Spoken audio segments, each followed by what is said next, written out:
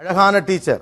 அழகான டீச்சர் பக்கத்து கிளாஸுக்கு போனா ரொம்ப கடுப்பா இருக்குங்க சார். நான் மனசை விட்டு சொல்றேன் டீச்சர். மனசுக்குள்ள கட்டி வச்சிருந்த மண் கோட்டைய உங்க அழகான காலால எட்டி உதைச்சிட்டு போறீங்க.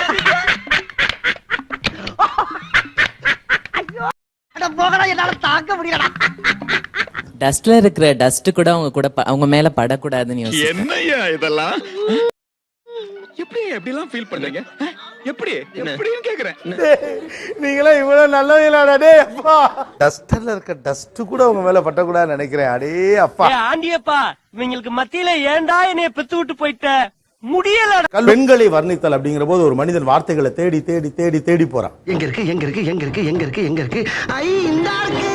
அவள் கண்ணை பற்றி அவன் சொல்லுவதற்காக தேவைப்படுகிற ஒரு வார்த்தையை தேடுவதற்கு ஒரு மனிதன் அவ்வளவு தூரம் தேடி தேடி தேடி தேடி பார்க்கறான்.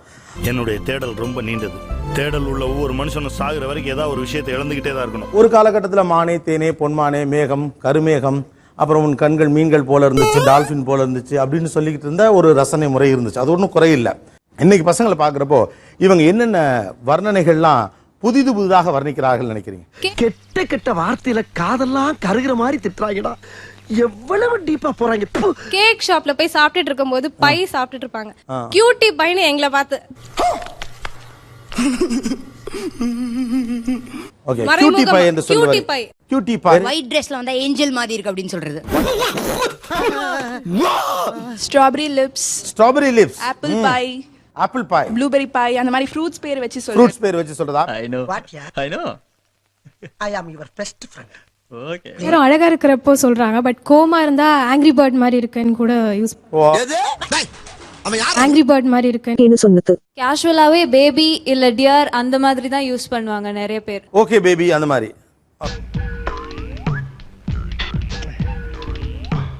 ஓகே, பசங்கள்ட்ட போயிடலாம். நான் இப்போ உங்களுக்கு ஒவ்வொரு டாபிக்கா கொடுக்குறேன். நீங்க அதுல இருந்து வர்ணிக்க வேண்டும். பரவாயில்ல, இந்த மாதிரி வேலையெல்லாம் நல்லா செய்யறப்பா. சரி போயிட்டு நான் பாத்துக்கிறேன். யார் வேணாலும் வாங்கி பேசலாம், என்ன வேணாலும் பேசலாம், ஆனா டாபிக்ல தான் பேசணும். இது டூ மச். இது டூ மச். எது டூ மச்? எதுப்பா? என்ன வேணாலும் பேசலாம், ஆனா டாபிக்ல தான் பேசணும். இப்போது என் மனதில் ஓடிக்கொண்டிருக்கும் அந்த தேவதை அப்படிங்கறதா என்னுடைய டாபிக். அதை பற்றி நீங்க வர்ணிக்கலாம்.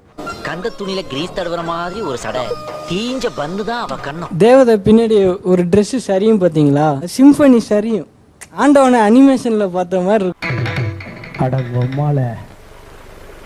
ஆங்கிரி பேர்ட்ஸுக்கெல்லாம் ஜாங்கிரி கொடுப்பா சார். ஆங்கிரி பேர்ட்ஸுக்கெல்லாம் ஜாங்கிரி கொடுக்கிறவள். தேவதன்றது வந்து ஒரு வண்டியில போற சீன் மாதிரி நான் எக்ஸ்பிளைன் பண்ண விரும்புறேன். திரும்ப அந்த ஆணலைய பாக்குறதுக்கு நெஞ்சில சத்து கிடையாது. நீங்களே போய் பாருங்க. பார்க்கும்போது அந்த வண்டி தனியா நிக்கும் போதெல்லாம் ஒண்ணும் தெரியாது. அதுல அந்த பொண்ணு அந்த தேவதை வரும்போது அப்படியே ஒரு ஃபெராரி V8 இல்ல V12 என்ஜின் வந்து அப்படி நின்று அப்படி பிரேக் அடிக்கிற மாதிரி இருக்கும்.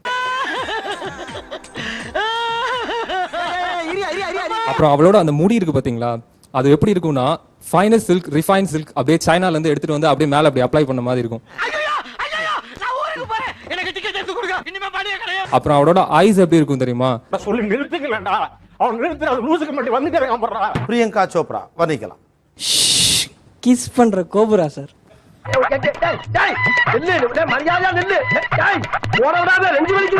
கிஸ் பண்ற கோபுரா நச்சின்னு இருக்கும், உஸ்ஸுன்னு இருக்கும். அது ஒரு அட்ராக்ஷன், இழுக்கும் அப்படியே.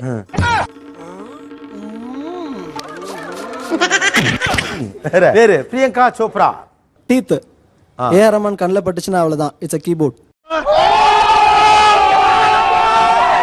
கீபோர்ட்ல சென்டர் என்டர் விட்டுருங்க.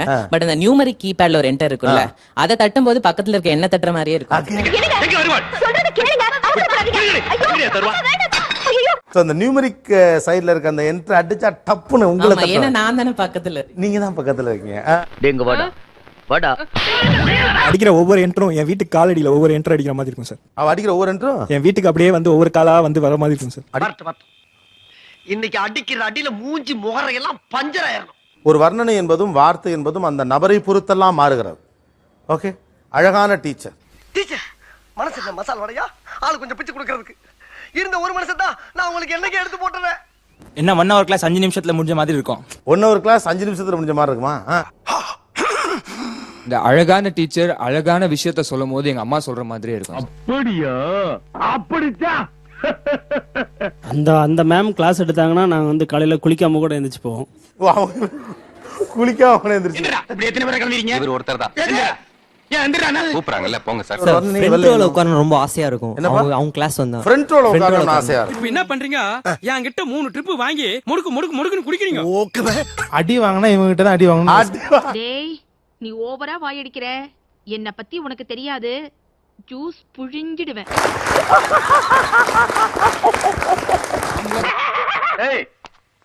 அவங்க திருத்தினாதான் திருந்துவேன். இல்ல அவங்க திருந்துறாதான் திருந்துவேனா?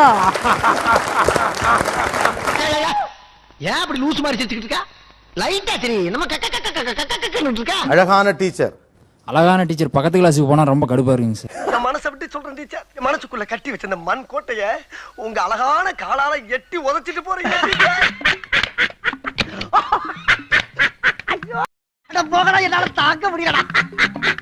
டஸ்ட்ல இருக்கிற டஸ்ட் கூட அவங்க மேல படக்கூடாதுன்னு யோசிச்சு. என்னய்யா இதெல்லாம்? எப்படி எப்படிலாம் ஃபீல் பண்றீங்க? எப்படின்னு கேக்குறேன். நீங்களே இவ்வளவு நல்லவங்களாடா டேய் அப்பா. டஸ்டர்ல இருக்க டஸ்ட் கூட உங்க மேல பட்டக்கூடாதுன்னு நினைக்கிறேன். அடே அப்பா. ஆண்டியப்பா, இவங்களுக்கு மத்தியில ஏன்டா என்னைய பெத்து விட்டு போயிட்ட?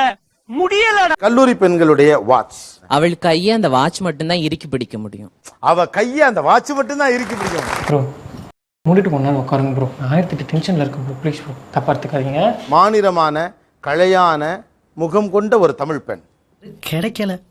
தேடிக்கிட்டு இருக்கேன். எனக்கு சீக்கிரமா கல்யாண வயசு வராதான்னு எனக்கு சீக்கிரமா கல்யாண வயசு வராதான்னு தோணுது. இந்த மாதிரி ஒரு பிள்ளைய கட்டலாமே அப்படின்னு. நம்ம லெவலுக்கெல்லாம் சாணி அல்றது, முள்ளு விறக்கிறது, விறகு தூக்குறது தான் சரியா வரும்.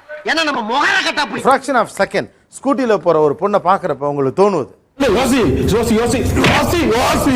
நடுவெயிலே நிலா குளிர் அடிக்கும் சார். நடுவெயிலில் நிலா குளிர் பக்கத்துல அடிக்கும். போறப்ப நிலா குளிர். நிலா குளிர் அடிக்கும். தங்காதுரை ஒரு அளவுக்கு மேல பண்ண ஒரு அழகான டெரரிஸ்ட். ஒரு அழகான டெரரிஸ்ட். ஓ ஓ ஓகே. மூஞ்சிலாம் மூடி ஒரு அழகான டெரரிஸ்ட்.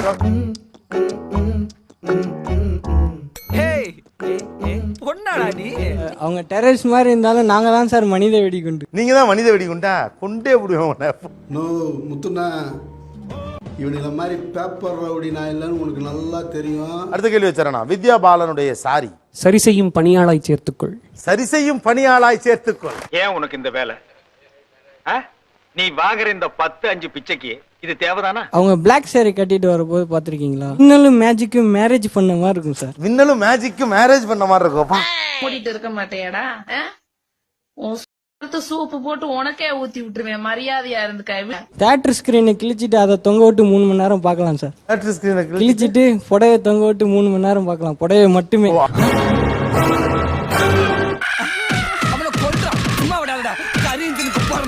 ஒரு வித்யா பாலனின் சாரி டைட்டில் போட்டு 3 மணி நேரம் பார்த்து சந்தோஷமா இருந்துச்சு வரலாம்.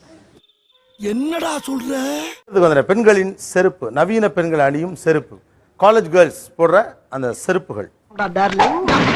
காலேஜ்னு பாக்குறேன். இல்லனா செருப்பு பிஞ்சிடும். அமைதியா இருக்கும் அந்த இடமே.